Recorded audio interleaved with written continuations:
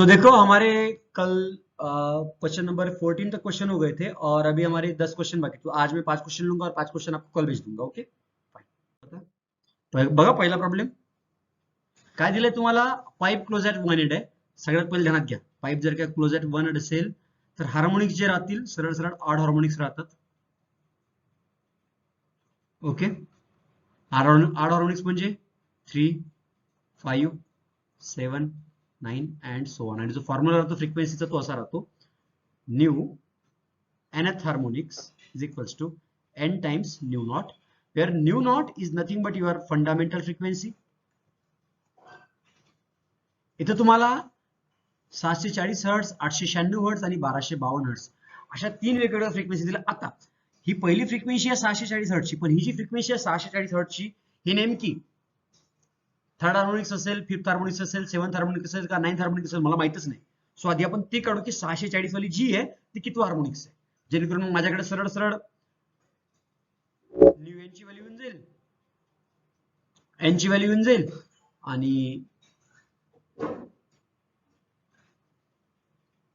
आणि new not ची value मी काढून घेईल त्यावरनं. ओके, सो बघा माझ्याकडे जी पहिली फ्रिक्वेन्सी आहे तिला म्हणतो मी न्यू एन, तिला रिप्रेझेंट करतो मी एन न्यू नॉटनी. समजा ती आहे माझी 640 हर्ट्जची. जी second frequency obviously odd harmonics आहे. याला जर का मी समजा पहिल्याला एन म्हटलं तर हा किती येणार, हा येणार माझा, याला जर का पहिल्याला मी एन म्हटलं तर हा येणार माझा n+2, नेक्स्ट येणार माझा n+3 and so on. Actually हेच आहेत असं नाहीये, मी तुम्हाला फक्त रिप्रेझेंटेशन सांगतोय. बघा इकडं ऍक्च्युअल व्हॅल्यूज काय येतील आपल्याला पुढे बघू आपण ते. सी समजा एन न्यू नॉट आहे म्हणजे 640, तर ऑब्विसली त्याचा जो समोरचा हार्मोनिक्स राहील n+2, यानी की n+2 इंटू न्यू नॉट, तो येणार माझा 896. त्याच्या पुढचा जो राहील, त्याचा पुढचा म्हणजे त्याच्या पुढचा दोन्ही वाढेल. n+2 ला दोन्ही वाढला म्हणजे किती, ऑड नंबर दोन्ही वाढतात ना तसं. सो हा होईल n+4 न्यू नॉट, तो आहे तुमचा 1200 1152. आता याला म्हणतो मी समजा इक्वेशन 1, याला म्हणतो इक्वेशन 2, याला म्हणतो इक्वेशन 3.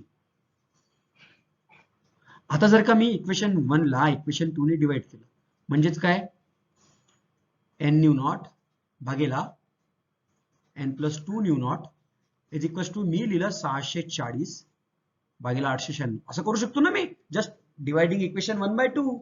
माझ्याकडे काय येणार, न्यू नॉट इथेच कॅन्सल होऊन जाईल. मला यांची व्हॅल्यू काढायची, न्यू नॉटची काही गरज नाही. माझ्याकडे येणार 896 एन, एन म्हणतो एन, ओके, एन म्हणजे nth harmonics is equal to 640 N plus 640 गुणिला 2. हा जर का मी 896, हा जर का 640 मी इकडे आणला मायनस मध्ये, माझ्याकडे येणार 256 एन. बघा 896 वजा 640 256 होता, is equals to 1280.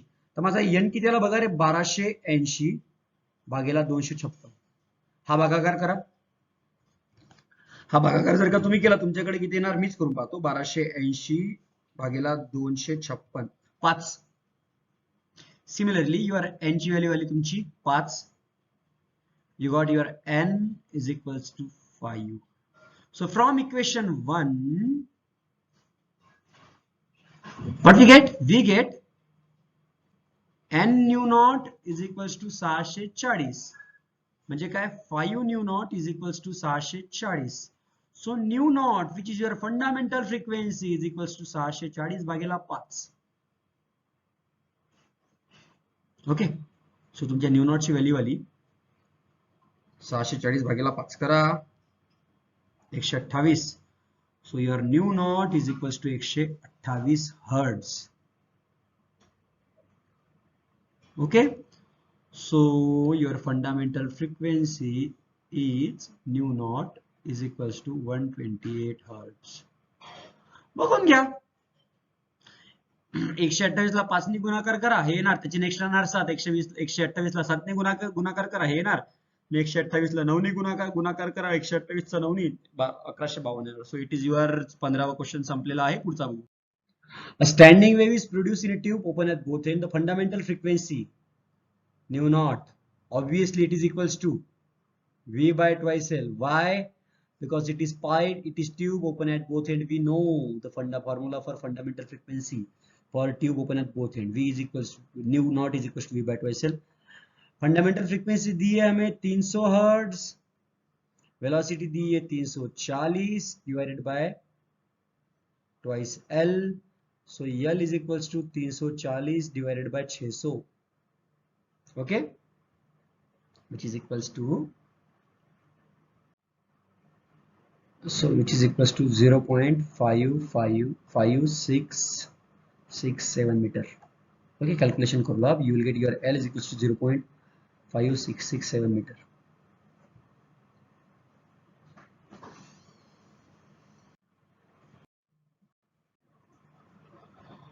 Find the fundamental first overtone and second order frequency of a pipe open at both ends.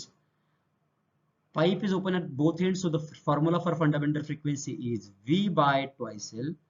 You have given V, length of the tube is 25 centimeter. You have given V is equals to 320 divided by 2 into 50. 25 centimeter. 25 centimeter means 25 into 10 raised to the power minus 2 meter. So 25 into 10 raised to the power minus 2. If I rearrange this, I will get 330 divided by 50 into 10 raised to the power 2, 0, 0, 100 divided by 5 is equals to 20, and this 33 multiplied by 20 will be equals to 0.66.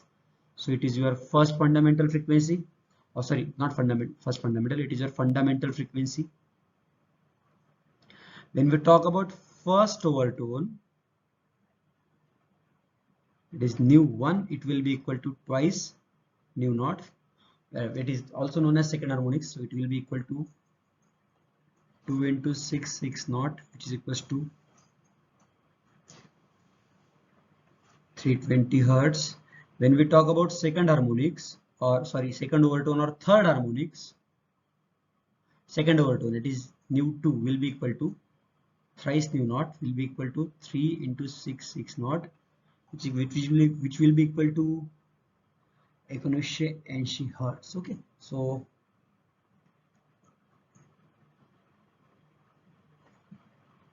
it is your first fundamental frequency, it is your first harmonic, it is your second harmonic, it is your third harmonics, or it is your fundamental frequency, it is your second harmonics, or it is your second harmonics or first overtone, it is third harmonics or second overtone. Fine.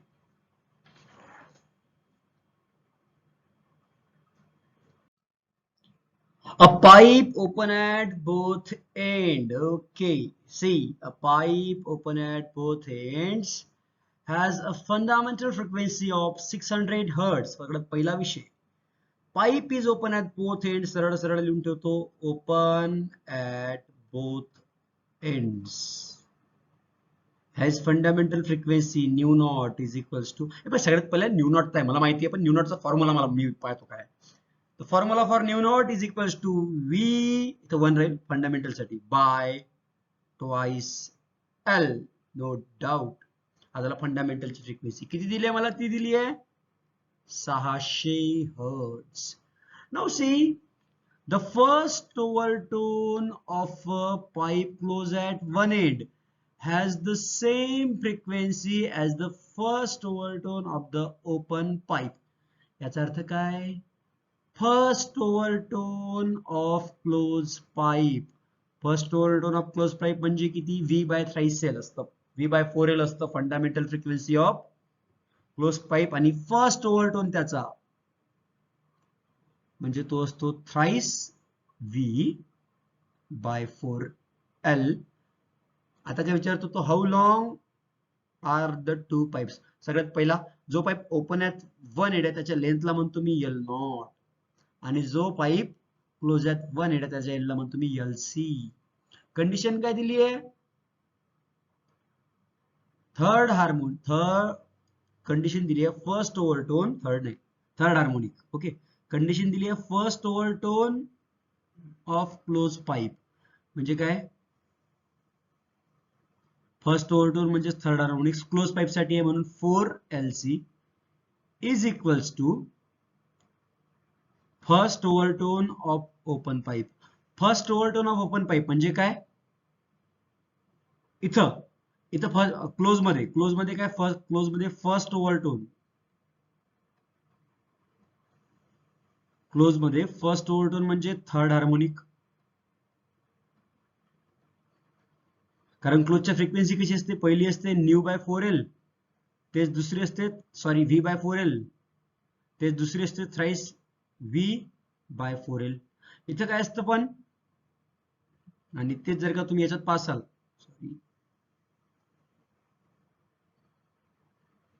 आणि तेच जर का तुम्ही open pipe मध्ये पाहिलं, open pipe मध्ये first harmonic म्हणजे काय,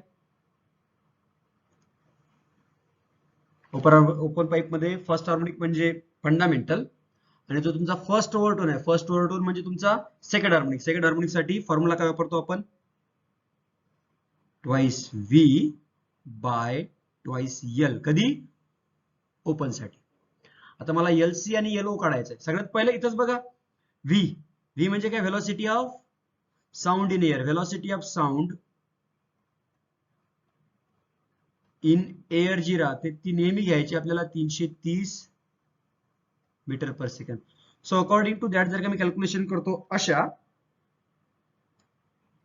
330 भागेला twice LO is equals to 600.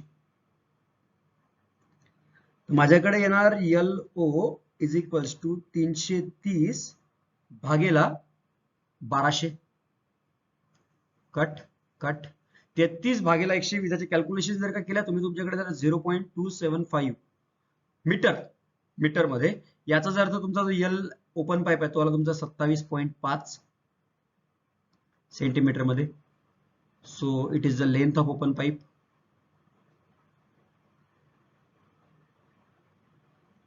नंतर कंडिशन काय आहे तुमची हीच,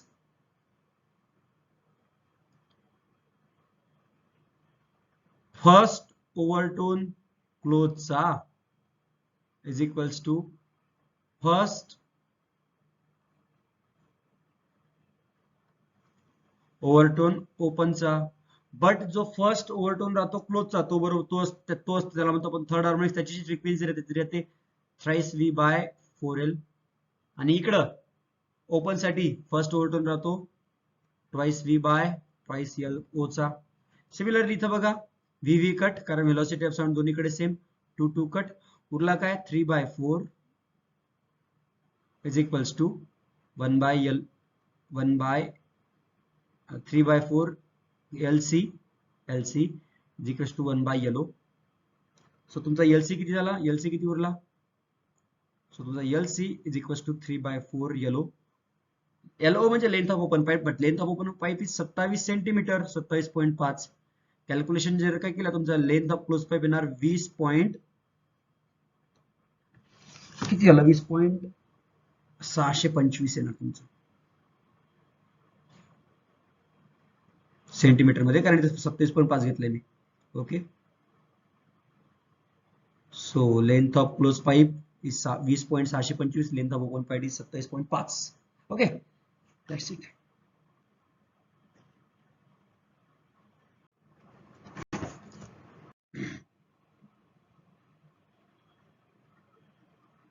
See, a string 1 meter long is fixed at one end. The other end is moved up and down. या प्रकारे वन एंड जो आहे तो फिक्स आहे, दुसरा एंड आहे तो हलवला, अप अँड डाऊन केला. ओके, फाईन, लाईक दिस. आणि स्टँडिंग वेव्स काय झाल्या, फॉर्म झाल्या. जी फ्रिक्वेन्सी अप अँड डाऊनची 30 आहे, समजा माझी 15 हर्ट्झची, लाईक दिस. एक एंड घेतला फिक्स, ही स्ट्रिंग आहे, दुसरा end up and down move केला तर स्टँडिंग वेव्स फॉर्म झाल्या. स्टँडिंग वेव्स फॉर्म झाल्या, आणि तो काय म्हणतो, stationery wave with 4 complete loops. 4 complete loop form झाले. म्हणजे काय, पहिला असा 1 2 3 4 लूप फॉर्म झाले. आणखी ओपन एंड वरनं हलवला म्हटल्यावर ऍट द एंड मला नोड भेटणार का, anti node. At the end मला अँटी नोड भेटणार. like this. Okay, what he asked, find the speed of the progressive wave which produces the stationary wave. मला frequency सगळ्यात आधी मला फ्रिक्वेन्सी दिली आहे जी आहे 15 हर्ट्झची, मला लेंथ दिली आहे जी आहे 1 मीटरची.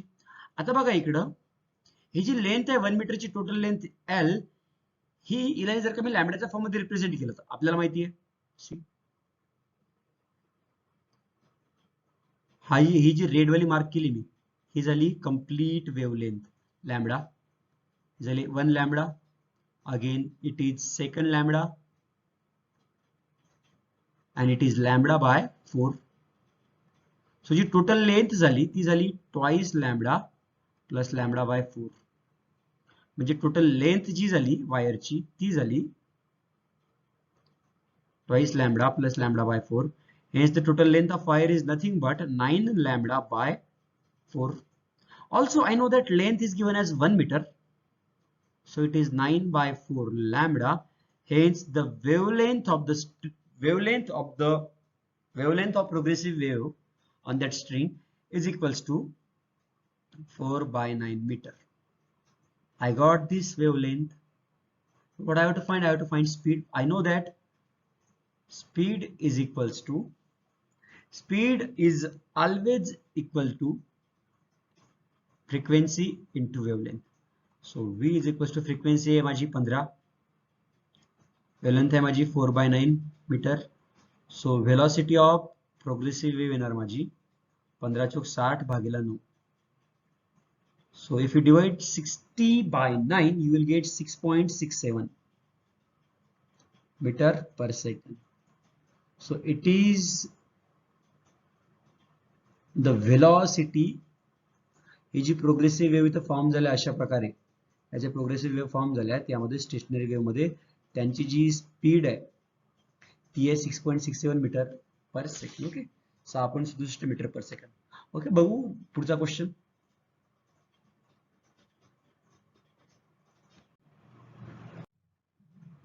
पुढचा क्वेश्चन असा आहे, अ व्हायोलिन स्ट्रिंग.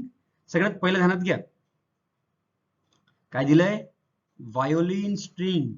आता जे पण म्युझिकल इन्स्ट्रुमेंट्स असतात, फॉर एक्झाम्पल तुमचा गिटार असेल, तुमची व्हायोलिन असेल, ती ना बोथ एंडला फिक्स राहते.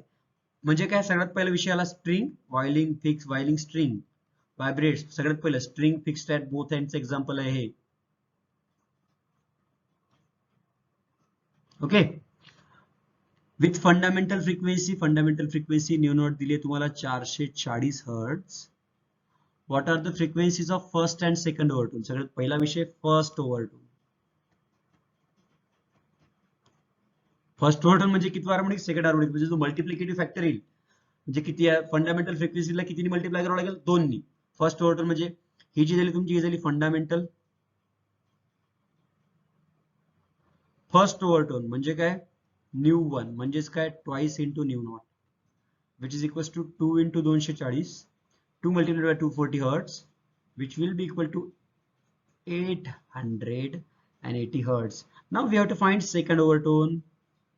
For the sake of second overtone is always equal to third harmonics. So for the sake of third harmonics, we will multiply the fundamental frequency by 3 and we will get 3 into 440 hertz, which is equals to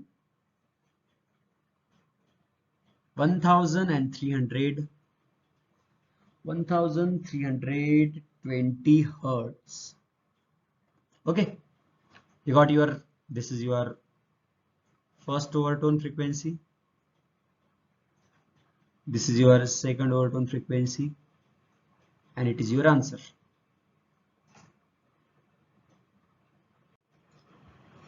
आता बघा तुमचे आणखी 5 प्रश्न उरलेत, 4च उरलेत, 21, 22, 23, 24. ते उद्या घेऊ आपण. Okay, एका दिवसात एकदम 10 क्वेश्चन बंबार्ड केले तर तुम्हाला ओव्हरडोस होऊन जायचा.